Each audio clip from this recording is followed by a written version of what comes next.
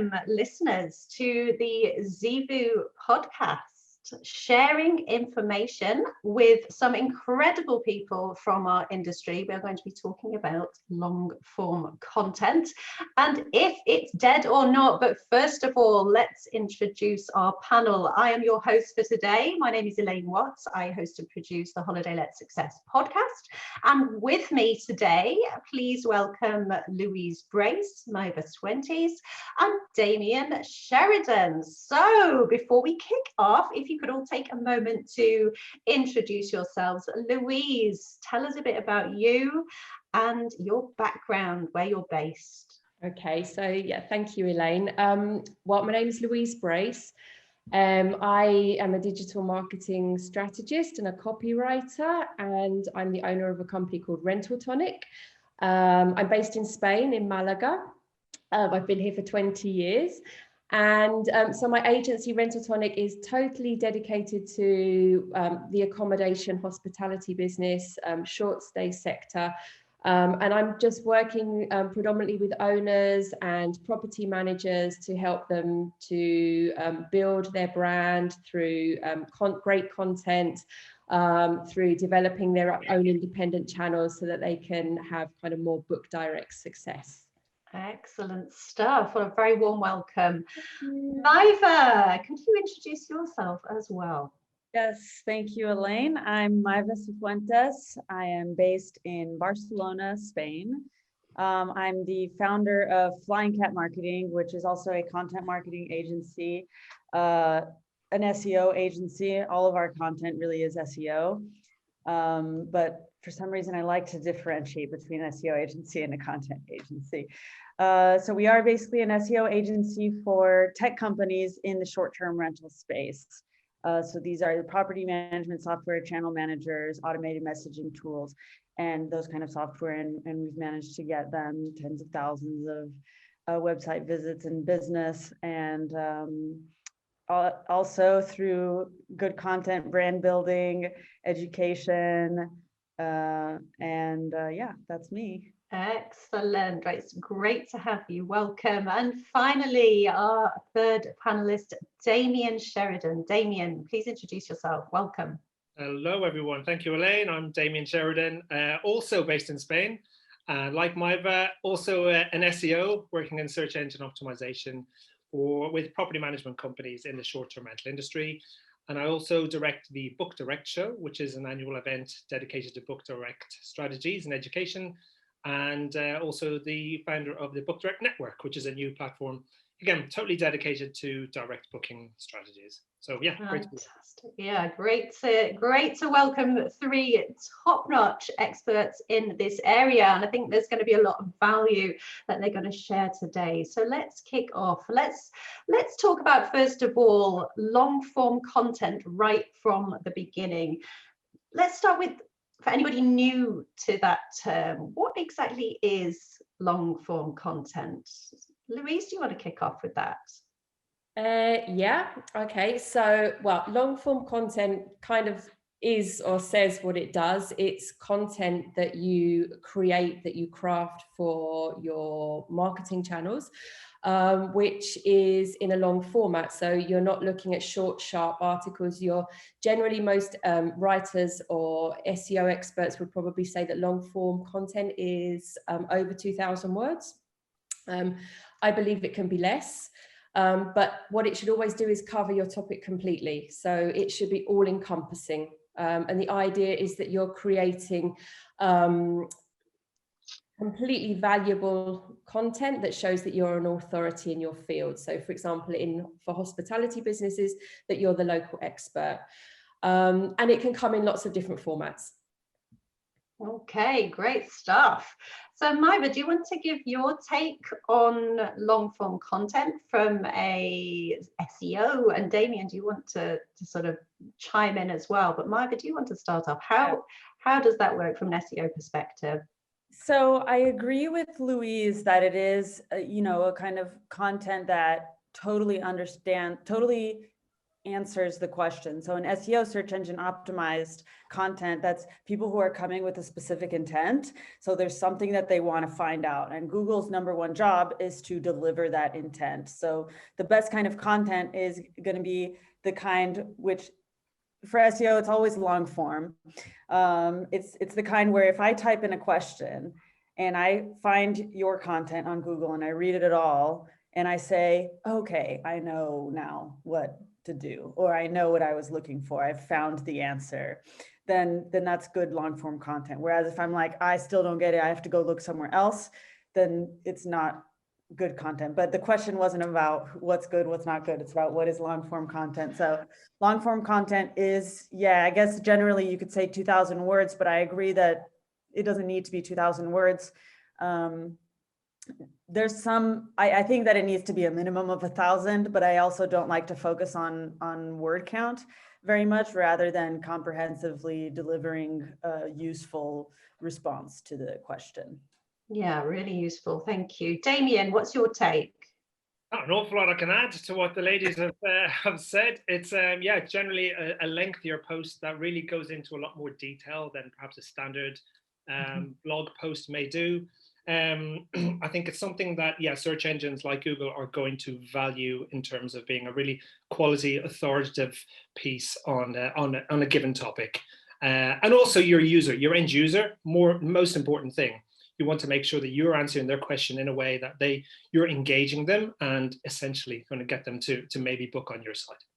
Okay, great stuff. Okay, so we've got this long form content, big article that's answering questions, as Maeva said, for the searcher, and it's going to be on your website.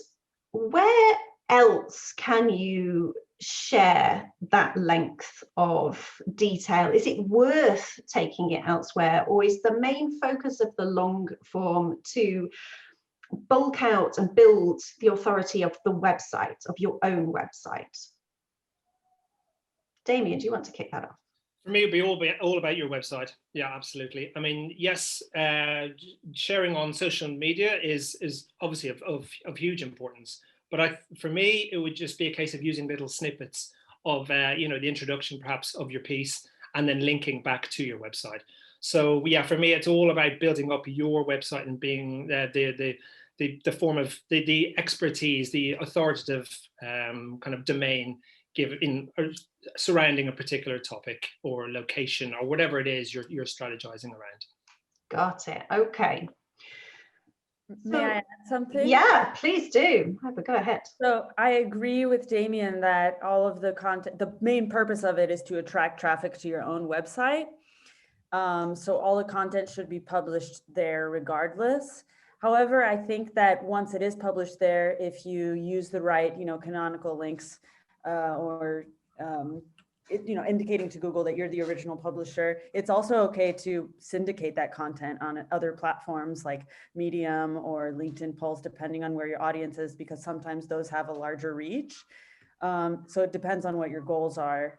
If your goal is to build your brand and to get more people to discover just hearing who you are rather than only attracting more traffic to your website, then that's also something that you could use. But don't like always publish it first on your website, because that's where it needs to be. That's where the traffic needs to go to. That's where the ownership needs to go to. Okay, that's really good. I think it's great to differentiate that the focus is on the website first and foremost. You don't need to publish multiple long form pieces of content on social, but there are locations where you can build your authority outside of the website using this long form content. So that makes it nicer as well when you are creating and putting the effort and the time into creating such a big comprehensive piece, knowing that you can use it in multiple locations. You can also, I mean, another, I mean, I completely agree with both of them, and another, just want to add another medium or channel, but you can also, I mean, I always like to keep the long form content in my kind of in my land or in my area, in my website or whatever, but something also like creating an ebook which you can, you know, get out to people that you want to you know, that you want them to know more about you, that you want them to subscribe to you. So you use it as kind of to pull in more people so that they find out about your website, about everything it has, about, you know, what you do. So something like creating the content and using it as an ebook is also a great opportunity when you've got a lot of content on one topic. Great idea. Yeah. So being able to use it in multiple locations, I think it's great that it's been broken down, that you've all pointed out these different places that we can use that long form content, because it's a job to do, which we'll get into. So why is long form content so important? What can it actually do for listeners and their visibility of their short-term rental businesses? Why the long form rather than the shorter form or multiple shorter pieces? Louise, do you want to kick off? Yeah, well, I mean, Maeva and Damien are much better than in terms of kind of SEO, but I think most people will agree that long form content is much better for your SEO strategy, that it's great for search engines, but I also think it's great for your visitors. So I'm a really organic writer, so of course I always have like keywords and search inquiries and like the intent of why someone is going to come to your site in mind, but I tend to write for the visitor first and foremost. So I think it's great for search engines, but we're also taking visitors into account. Damien might correct me on this, but I do think it ranks better. So that's one thing. And then for your visitors, I just think that you're giving them such a huge amount of value. You know, again, I know I've already said this, but it shows that you're the expert in your field. It shows that you're a local expert about your destination, which is really important for as a hospitality or accommodation provider.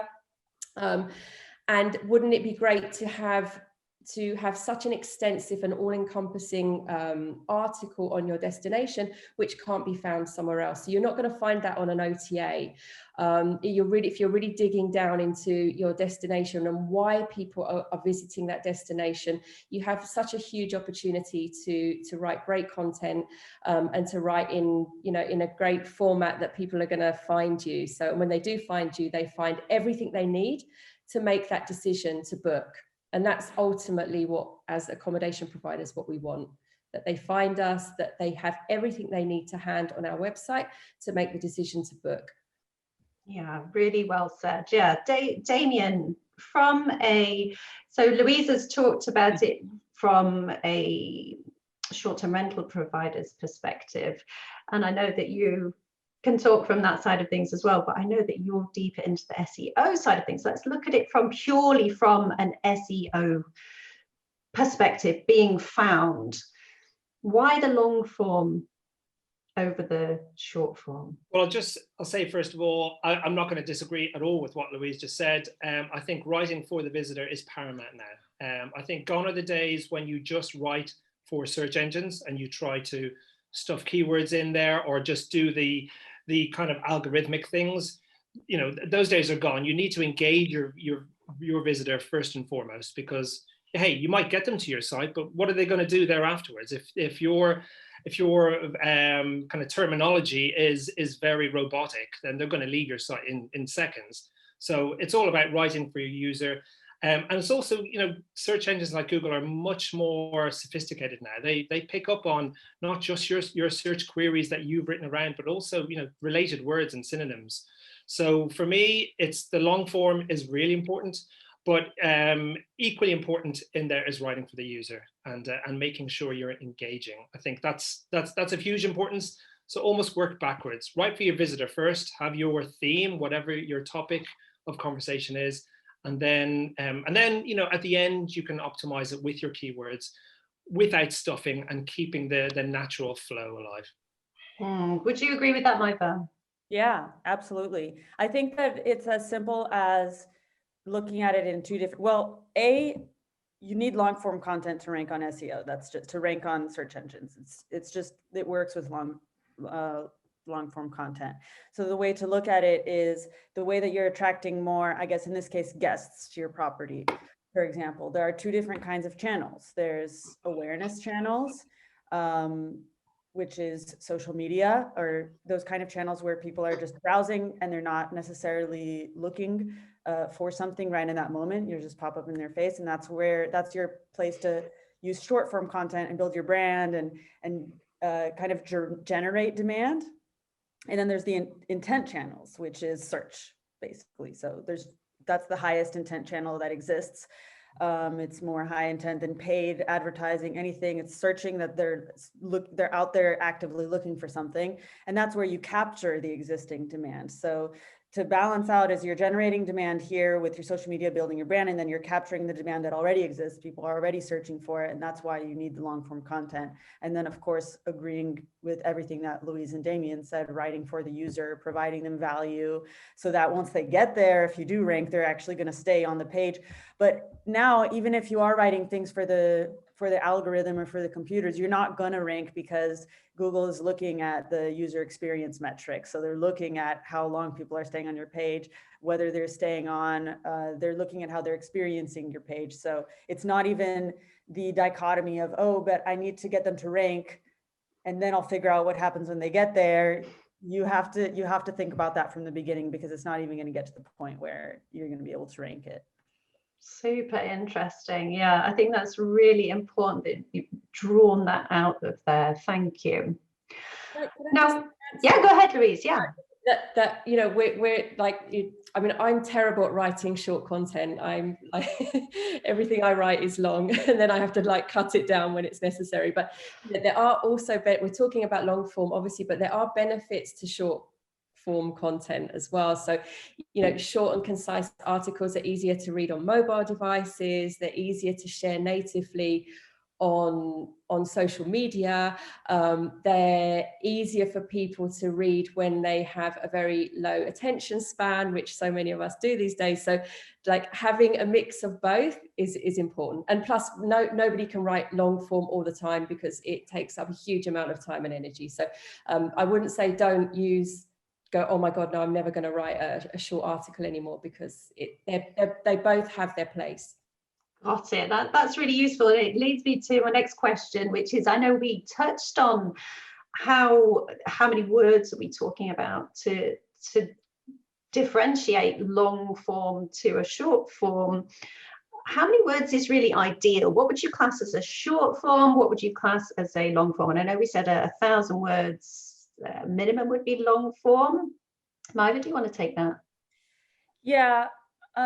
People ask this question a lot. How many words am I supposed to write? And I don't know if that's the right approach to doing it. I don't know if that's the right question to ask, just because, you know, if I'm Googling, how do I boil an egg? And you write me 2,000 words on that because somebody told you to do long form, I don't need to read 2,000 words about how to boil an egg. But if you're writing about something a little bit more intricate, then it requires more words. So it's really, how many words do you need to, so yeah, I would say long form normally is a minimum of 1,000 words, but to be totally transparent, the way that I figure out how many words an article needs to be on average is I just go look at the top 10, 15 results that are ranking for that keyword, and I take the average. And then I say, okay, these guys have figured out how to explain this with this number of words. So probably somewhere around that average is going to be the number that helps me deliver the information in the right way. I don't know if Damien and Louise agree with that. Yeah, got nodding heads yet? I'll jump in. Yeah, go ahead. I don't think there's any right or wrong answer to this. I don't think word count should be a metric we should be looking at. I think the last thing when any content marketer or any one of us who's got a property, who's got a website, should be thinking, okay, that's 640, you know, that's 710, you know, that's not how it works. It's a case of just, answering the question comprehensively, making sure you've covered all the bases, and, you know, making sure, I go back to the same word, engaging your end user to the point that it's not waffle, because you could write, you know, 2,000, 3,000, 4,000 words, and, you know, 90% of it could be really dull and boring. And that, you know, your end user will also pick up on that and kind of think, well, let's leave that, let's go somewhere else. So you need to engage them. You need to engage them above the fold as well, is what I'd say. Those first couple of paragraphs, make sure you draw them in. I don't know if we're going to touch on this later on, Elaine, but just in terms of, we can all write, say, 2,000 words on something, but if that's a massive big block of text, that's really ugly. Nobody's going to read for a start. We know this. People don't actually read; they skim at best. But if we can bring out those main points in a succinct way, with our lovely little titles and header tags, etc., then that's the way to do it. To just, again, come back to engaging your user. So no word count as such. Yes, 1,000 would probably be what I would be looking at, very minimum, in all honesty. But it depends on your content. If I'm writing something on when is Book Direct Day, there's only so many times you can say, it's the first week in February. There's certain things you can't go into great detail about. So it's all dependent upon what you're talking about. That's it. Okay, and that leads us nicely into the question that I'd like to try and answer for listeners, and that is choosing the right subject for our audience. How are we going to craft an article? How do we know what question to answer to ensure that we're answering the right question, to ensure that we're crafting an article that helps somebody, for example, wanting to visit your area? Louise, do you want to start?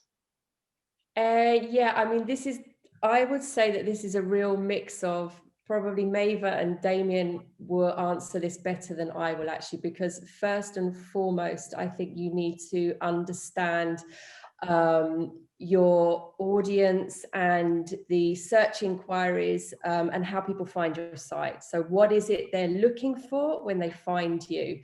So it's a mix of knowing what people want, and also knowing what you have as well. So understanding where you are and being that local expert, and knowing why people visit your destination, why people should choose your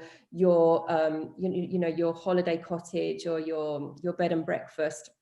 So it's a real kind of balance between what are people looking for in search engines, what are the inquiries that they are typing in, that search inquiry that helps them find you, or is going to help, either they found you through that search inquiry, which is super important because that means that they found you through a specific need, but also what are they searching for when they're thinking about your destination. So that's kind of one area, that's the SEO area that I know Maeva and Damien are going to be able to answer much better than I am. But the other is also understanding your own business, your own destination, why people visit, what you have to offer, and knowing how to write around those subjects, those topics. I don't know if this is, well, maybe not relevant, maybe I will wait, because I was going to mention something, but it's probably more about once you found the topic, how to write about it. So okay, I will come back to you for that, because I'm definitely going to be asking how to go about that. Definitely. On Egan a few years ago, and it's like a super amazing tip. It's really easy, but it really helps you, especially if you don't know how to start. So that's brilliant, because 100% there's nothing more scary than a blank page in front of you knowing you've got to fill it with words. So we will definitely get to that. So hold that thought, Louise, definitely.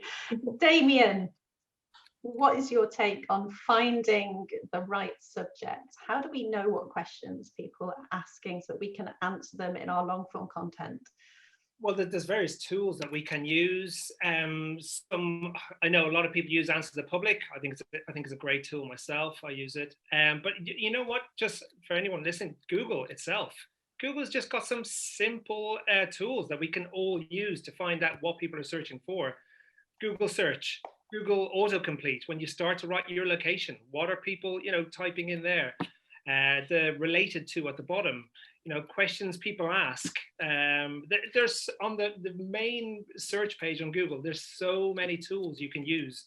And those of you watching who use Search Console, that is a gold mine of search queries that people are using to not necessarily click through to your site, but actually to draw impressions of your site.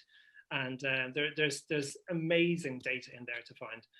So yeah, some really easy tools there to use. There are some paid that I'm sure Miva and others use, like SEMrush or whatever. They're very expensive. You know, I think maybe average property manager doesn't necessarily need the thousands of pounds or euros on those. But yeah, just keep it simple. Just do some research on Google, I would say. You know, in times gone past, I probably would have said use Keyword Planner, but now actually I wouldn't. I just keep it really simple and just use perhaps those tools that I've mentioned before. There is, in order to get volume though of search traffic per month and to know what search terms are used more than others, Keyword Planner is useful in that respect, but you do need to be having an ads campaign to see proper data in there. But what I like is a simple Chrome extension called Keywords Everywhere. That gives you really simple data whenever you make a search query in Google, and you can see how many people on average, and it's very loose, but on average are searching for that particular query each month. So it's a handy tool. So yeah, there are things that I do, but as Louisa said, I think the intent is really important, and just to kind of think, you know, where are people at in researching their holiday or the reason that they're staying in your location, and try and balance those out. Got it. Miva, anything from you on that? Yeah. From your perspective. So a couple of comments. I mean, all the keyword research tools, if you research the same keyword in all of the different ones in Ahrefs, SEMrush, they're all going to give you different search volumes because they're all calculating it in a different way. Even within Google's own keyword tools, the volumes are totally different. So they're all to be taken just as a guidance and not like, this is exactly how many search volume. And even the search volume, it's kind of like, well, how many people actually click on this if there is a search volume? So that's something to bear in mind. And another cool tip for using, I love that you said using the autocomplete and the Google Suggest. I use that all the time. And actually one thing you can do in there is add asterisks between the words, because then it gives you even more variation. So you can just write the name of your destination, maybe put some asterisks in the search bar and see what comes up. And then you'll get a bunch of keywords there. And yeah, I think that one good way the way that I come up normally with topics for clients as well is to actually ask them. There's something that you could probably ask your guests, maybe give them some kind of survey or form, or just asking them what kind of questions do you have about the area, or look through the messages that they send you. I'm sure that they send messages asking things about the area. Those are all pieces of content that you can create. Every time a client asks me a question, I write a piece of content about it, because I'm like, well, if they have a question, there's going to be more people with that question. So that's something to consider. And then you can take different kind of angles. So there's probably a lot of different kind of guests. So if you're in, I don't know, Barcelona, you can say like, what to do in Barcelona for a single woman, what to do in Barcelona for a senior over 60, what to do in Barcelona for, you know, all the different kinds of people, for a family of 5, for this, for that. So it's not even the locations or the activities or what to do, but it's also all of those different kinds of guests that you could be targeting. So those are just some ideas thrown out there. But if you look at it in that way, like what are all the different angles that I could attack? It's the problem for me isn't, oh, what could I write about? It's more like, whoa, how am I going to have all the time and resources to write about all the stuff that I need to write about? Because the list becomes long. And yeah, the concern is more, wow, that's a lot of stuff. A lot of topics. So yeah, so easier. Yeah. That makes sense actually. When you really start to look at the things that people are asking, all of a sudden you're like, oh yes, they asked this, they asked that, I could answer this, and yes, you could end up with a very big list. And so coupling that with the Can I just jump in there, Elaine? Yes, go ahead. Very quickly, one example of that actually in my place just up the road here, little whitewash village. But I get quite a few people coming from the UK and Ireland, and invariably the guy, and I don't want to appear sexist here in any way, but the guy will say, you know, are there any bars that show the football here? You know, that's like the overriding kind of need. So I wrote a post on that, which gets great traction. You know, bars in such and such that show football, and a really easy one. And you can even liaise with the bar about this and potentially get them to link back to you as well. But those questions that people ask you, really good way to get ideas for a blog. So yeah, good chat. Superb. Okay, so we're answering our question. We found the ideal one. This is what we're going to focus in on. So say, for example, we went with Maiva's idea of things to do in Barcelona for a family of 5. That's a long sentence. And if we're looking at keywords and how many times we want to use those keywords or that key phrase within our long form content, say we've got our 2,000 word article talking about the best things to do in Barcelona for a family of 5. How do we know which are the best keywords to focus in on? Is it that full phrase, or are we going to break that down into smaller parts, or are there supporting keywords that go with that as well? Maiva, do you want to kick that off? Yeah, yes. So Google is pretty smart, and it now analyzes texts, articles, based on a lot more than just the primary keywords. So there are a lot of secondary keywords that will go along with it. So if I'm writing about the best tourist attractions in Barcelona and Google doesn't see the keywords Sagrada Familia and, you know, Park Güell and those places, if it doesn't see there on there, it's going to understand that maybe I'm not really covering that topic. Right. So there are always secondary keywords to go along with it. There are tools, but again, they're very expensive to use. So one thing that you can do is when you're writing the article and looking through the keyword, well, first trick is always have the primary keyword, which is going to be maybe things to do in Barcelona. That's the primary keyword. And then the long tail keyword is going to be adding the modifier. Or a family of. Yeah. So you don't need to write the modifier a bunch of different times, like the long tail keyword. I think that that's going to be understood, although you will want to kind of combine those keywords. I don't want to get too complex here because it sometimes can be a little bit overwhelming. Yeah. But I think one simple way to figure out is to just analyze what the top 10 results include.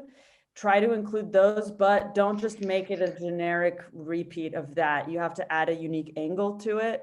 So try to think of, okay, I can include all of these things that the other articles include. How can I add something more special? Or how can I make this article a little bit different or add its own unique value to it? Because otherwise you're just regurgitating what's already there and you're not really providing value. So that's a safe way. And also you can look, like Damien mentioned it, the people also ask at the search results at the bottom, because sometimes those can end up being subheadings. They don't need to be articles all on their own. They can also be a part of the same article that you're writing. Generally, when I research a keyword and I find that, I use the people also ask section as subheadings if they make sense to include in there. Got it. So that makes it easier for the reader as well, which puts the focus onto the value side of things. So as Damien said, massive block of text, nobody's going to want to delve into that. But adding those different titles will make it easier for the reader. And actually it's that twofold. It's easier for the reader. It's also easier for being found, which is what we all want to do. So we've looked at the different keywords. How many times should we, in one 2,000 word article, for example, use our keyword, our main keyword? Damien, do you want to talk on that? 6. 6. Oh, no.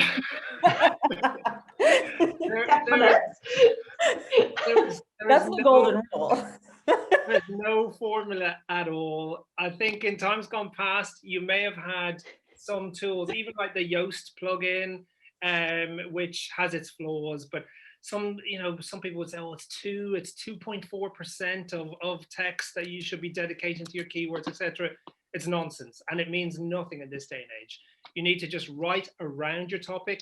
I would say you certainly include it in your title tag, and in your, like, above it.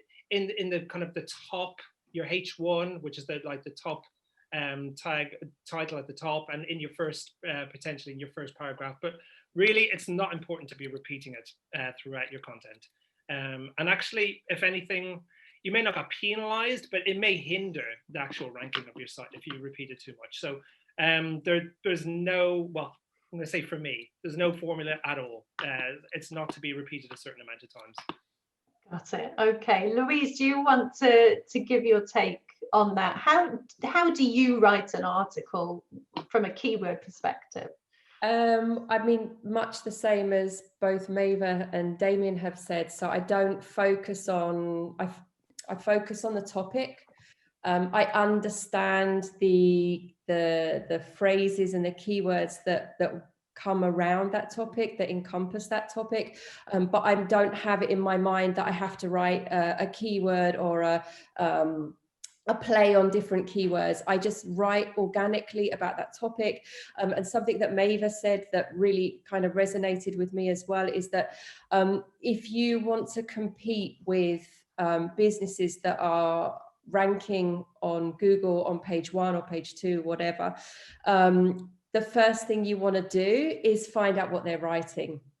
And because if what they're writing is working, you want to kind of be able to play with that. You want to do it in your own way. You want to make it completely unique and authentic from your perspective, not from theirs.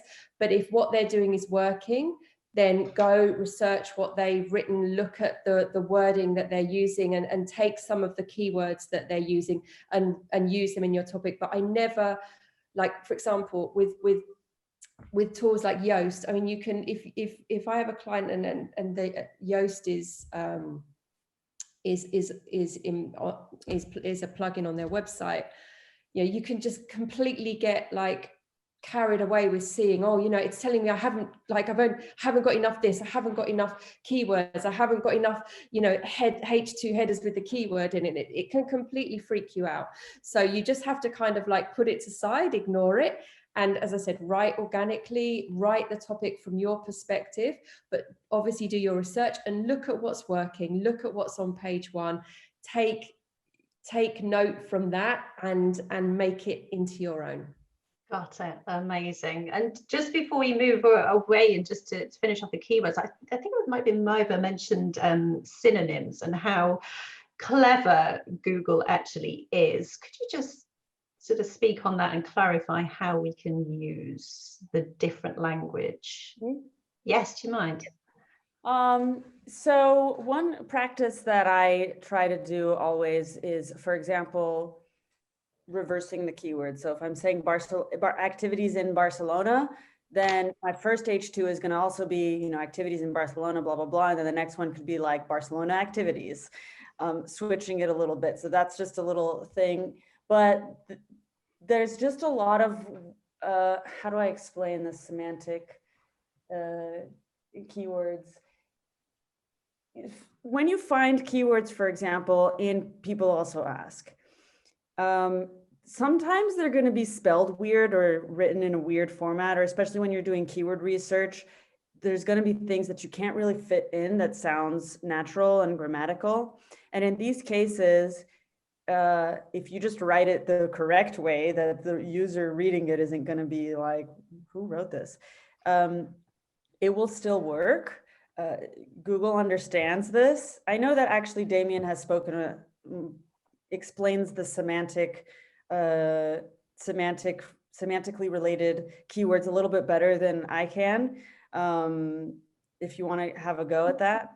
Do you want to add your take, Damien? Well, perhaps I'll give you one example of how search engines like Google have just kind of improved their sophistication over the years. But in years gone past, you guys will know, we had this issue of vacation rentals versus short-term rentals versus holiday rentals. You kind of think, oh God, which am I going to try and rank for here? And you'd be at pains. And at times I would write different posts according to vacation rentals and holiday rentals.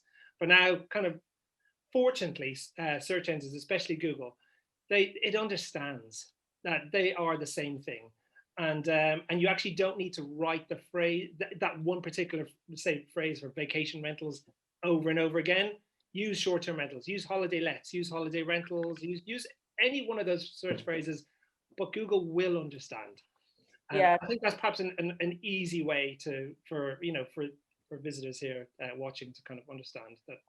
it's kind of like if you want to rank for, if somebody's searching, what do I feed my 2-month-old Rottweiler? Google will know that the keyword is puppy food. Just knows that from the context, because it's building an entity and it has all these knowledge graphs and it makes the connections. It's incredible what has been built in Google when we start breaking it down, really thinking about it. It's amazing. Thank you guys for talking on the keyword side of things. Now, let's look at this from a practical perspective, and this might come back to Louise's point, which might be a really useful point she's going to make now. Is somebody writing a new article, they know it's got to be a long article.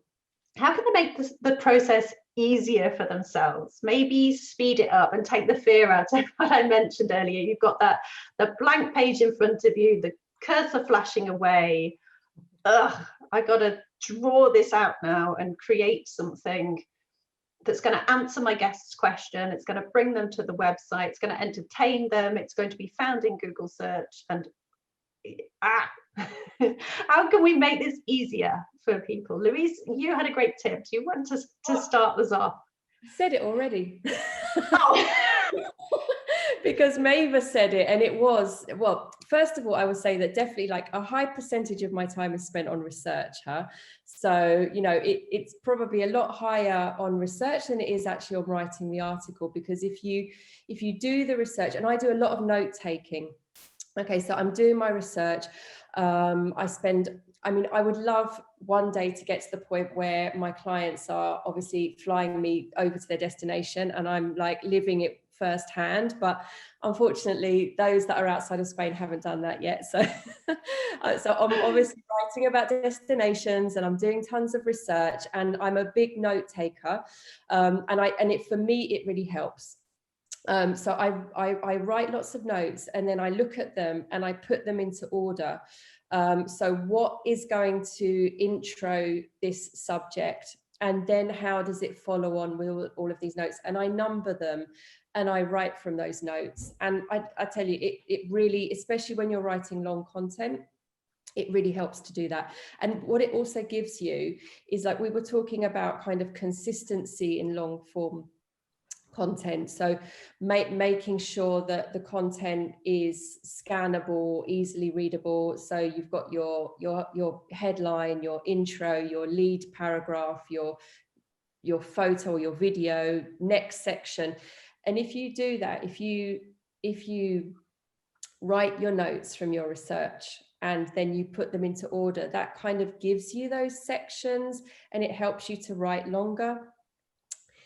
If you're writing from first-hand experience, so many people probably that are listening now might be property managers or owners, and so they have that first-hand experience, then I would say you might swap it. So you would write your notes from your first-hand experience because you know your destination better than probably most of the people that are writing on the sites you're going to find on Google.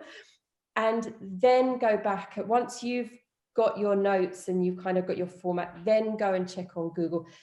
Go and look at what my tip was, to go and read the articles that are ranking on page 1 of Google, look at what they're writing about, why have they been successful, what's the content in there. So yeah, so for me, if I'm doing it from secondhand experience, research, notes, prioritizing the content, putting them into sections. And then if you're writing from first-hand experience, write your notes from your first-hand experience, put them into sections, and then go off and check what's happening on page 1 of Google, making sure that you're incorporating all of that information in your own words.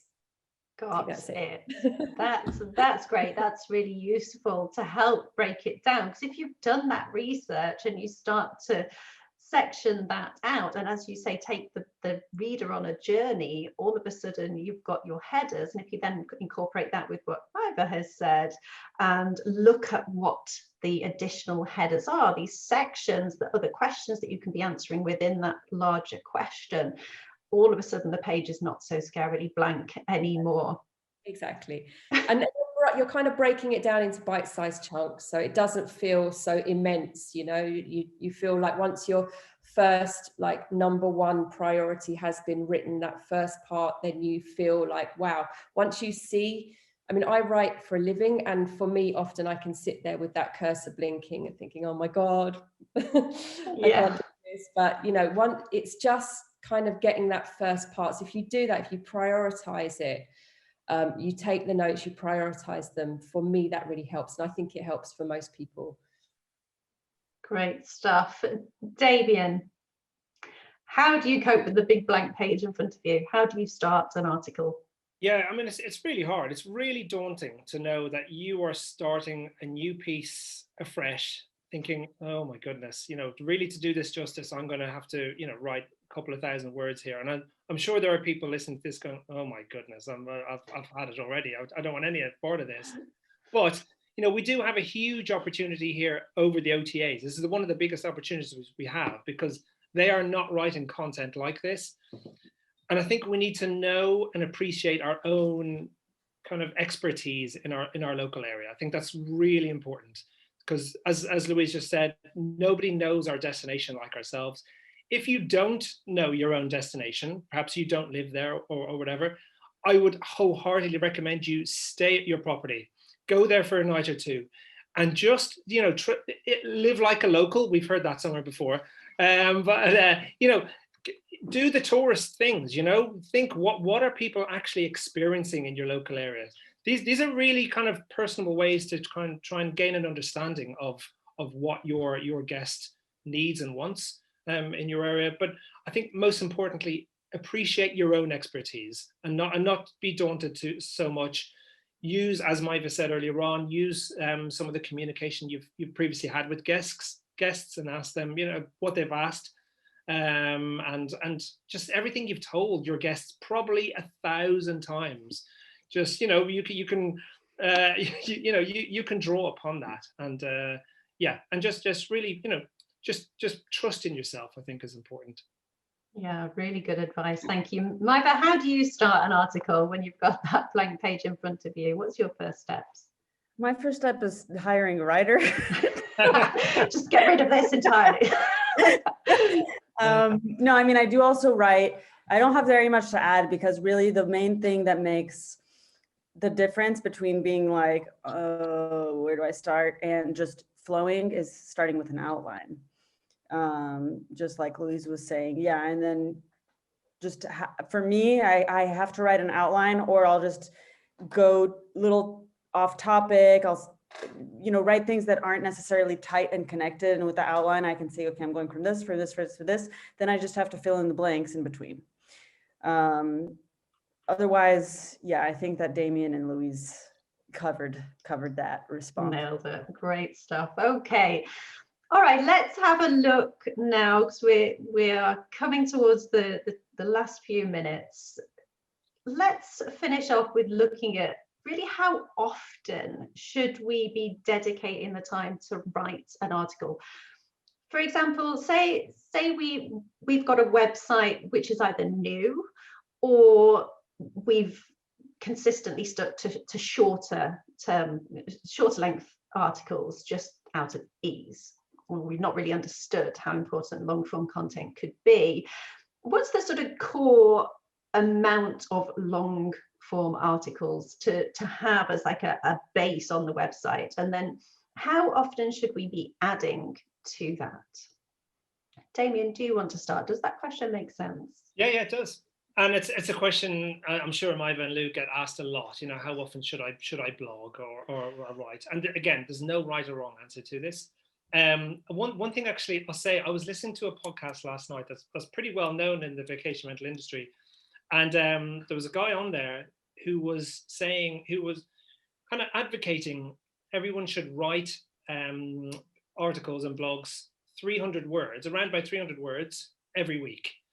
And this is a well-known person who was, drawing upon his expertise, and someone drew my attention to it last night. I was pretty shocked by this, actually, that he was telling people to essentially write what is kind of thin value content. Really, you're not going to really rank that high with an article of 300 words or so. What I would say is write less frequently, but with more quality and more kind of comprehensive kind of content. So if it's once a month, absolutely fine. If it's going to be even less frequent than that, once every 2 months, fine. It's down to the resources that you have. If you can delegate it, as Maeva has touched upon, definitely do that, because it's really tough work. But do it in the right way. Do not employ someone on Fiverr who has no idea about your location or about your industry to write something, because that is such a frustrating experience, having to rewrite content yourself. So yeah, just do it however it works for you. Do it, but just do it well, is what I would say. So no given time frame, but yeah, just dedicate the right amount of time that you can allocate. Great advice, Louise.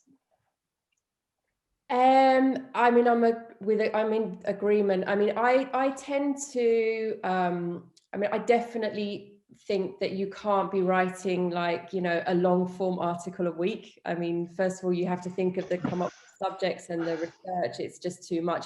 I always ask my clients to let me write a page, so not an article on their blog or magazine or whatever they want to call it, but a couple of pages of long form content, which will be their destination guide. And from there, they can write off smaller articles. So it might be their destination guide. It might be, the top things to do for your ideal guest. It might, but then, things like, depends where you are again, it depends on your destination, but, stuff like, your favorite hikes, in the Peak District National Park. Just did that one for someone, actually. So I think I think you kind of got to sit down and try to be organized and think about perhaps scheduling your content over a year. And you might say, okay, I can manage 6 long form articles in that year, but I'm going to intersperse them with some shorter ones. A great thing to do is write a long article, and then from those bite size, it might be a list, it might be a long article with lots of sections, and then you can write smaller articles from there, so that you're populating with more content. So when someone finds you from your long article, they're going to find lots more interesting information about your destination on your site. So try to get pages, try to get a couple of long form pages, which are kind of really key and core, and you're not going to be updating it's information that will stay relevant for a longer period of time. And then think about putting a content schedule together and looking at really what's feasible for you. And if you can't handle it, yeah, hire someone to handle it for you. Got it. Maeva. So this is a big question, the dichotomy between quality and quantity. And I agree, always choose quality over the quantity, but content is a long game. So the less frequent you are with publishing, the longer it's going to take. If you do the more attention you pay to making it good quality and relevant and all that, the better it's going to work. It's just going to take longer. And sometimes you don't know what's going to work or what's not going to work, which is the unfortunate game that we're in. So definitely a bunch of 300-word articles, thin value, like Damien was mentioning, that's not going to do very much for your brand. In fact, I think that you might get penalized for that because it doesn't provide very much value. And for a lot of the topics that you'll be writing, I don't think that it's going to cover it all completely. So then it's kind of asking yourself, yeah, how much are you able to produce? And I would say, don't be afraid. You could write the outlines, for example, and don't be afraid to ask for help, to get a writer to help you, because it is a lot of work to write articles every week. And even if you like writing, it can get exhausting to write that much. So one way to kind of save you from the headache is maybe you do the topic outlines, you research the topics, and then have a freelance writer help you actually write them. If you really don't want to do that, then yeah, pick a schedule that works for you, just knowing that it'll take a long time, but with consistency, it will pay off. But don't expect it to deliver something really fast if you're only going to be writing one per month. One per week is already better, but it's not. I mean, property managers are some of the busiest people in the world, so that's a challenge to achieve that on your own. So I don't know if that answer helps anybody. Yeah, it definitely does. Thank you. And let's just round off with this final question. Have you got each a final tip that, or is there anything else really to add that listeners can add to their long form article that's really going to ensure that they have the absolute best chance of showing up in searches and attracting their guests? Louise.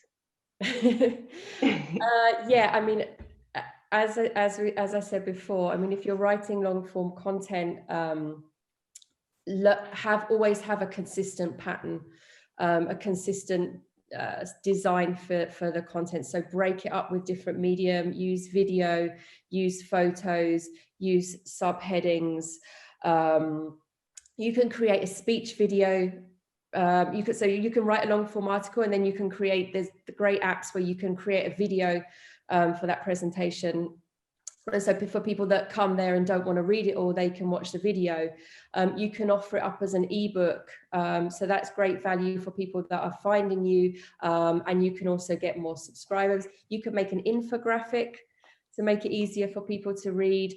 So I would say, write the content, make it consistent, make it scannable, and offer up different ways for people to, once they're there, offer up different ways for people to actually read, watch, or see through a visual that content. Just make it easy and make it adaptable for different people's wishes.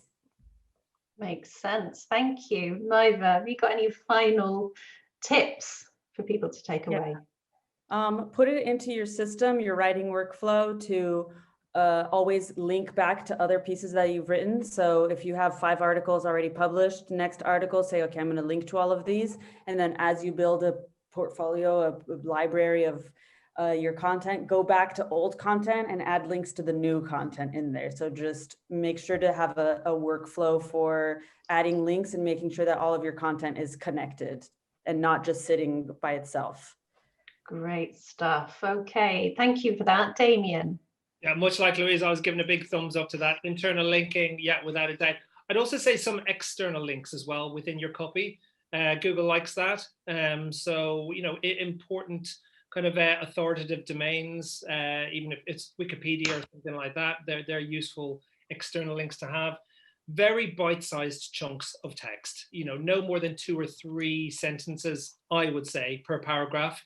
Keep it really simple, because nobody is going to read a 2,000 word article on your site. As much as you might hope and pray they will and be fully engaged, they won't. They're going to skim it at best. And as Louise said, video is the way forward, just to keep people engaged, keep people on your site for as long as possible, and keep that dwell time high. So yeah, there are a couple of things. And also, it's a bit techie, but also just to have a look at some structured data and schema. But that might be a conversation for another day. It's amazing.